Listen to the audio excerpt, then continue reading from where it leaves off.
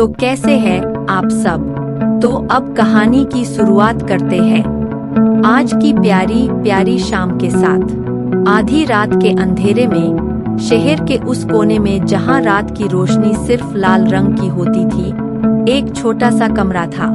यह घर न केवल एक सामान्य बिल्डिंग था, बल्कि इसके अंदर कुछ भी छुपा नहीं था। यह था उन लोगों के लिए जो रात के इस अंधेरे कोने में अपने तन, मन और बदन को बेचकर के अपनी जीवन को गुजारती थी। मोहिनी, एक नौजवान लड़की जो अपने जीवन के गुजर बसर के लिए इस रास्ते पर उतरी थी, उस घर में थी।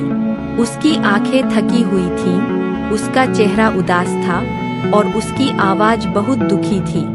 वह जानना चाहती थी कि उसका जीवन इसके अलावा कुछ और नहीं हो सकता है।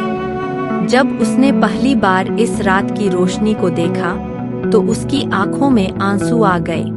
वह उस रात की रोशनी के सामने अपने आप से कैसे लड़ेगी, यह उसके लिए एक सवाल था। उसने सोचा, क्या मुझे यहाँ होना चाहिए? क्या मैं वाकई इस रास्ते पर चलना चाहती हूँ? उसके दिल में एक आवाज थी जो उसे कह रही थी कि उसके लिए भी कुछ बेहतर है, लेकिन उसके दिमाग में सवाल था कि क्या वह अपनी मन की आवाज को सुनेगी।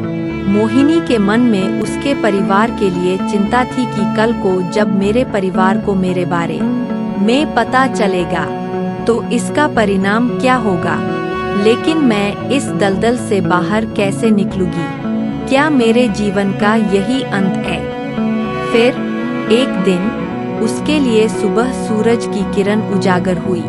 उसने एक संगठन के बारे में सुना जो इस रास्ते से हटने और बेहतर जीवन की दिशा में मदद कर सकता था। वह उस संगठन से मिली और मोहिनी उस संगठन को धन्यवाद कहा, जो कि मोहिनी को इस दलदल से बाहर निकाले और एक अच्छा जीवन जीने में मदद की। तो इस कहानी से हमें यह सीखने को मिलती है कि जहां हम फंसे हैं, वहां हमारी मजबूरी थी, पर वहां से ना निकलो तो वो हमारी मूर्खता होगी।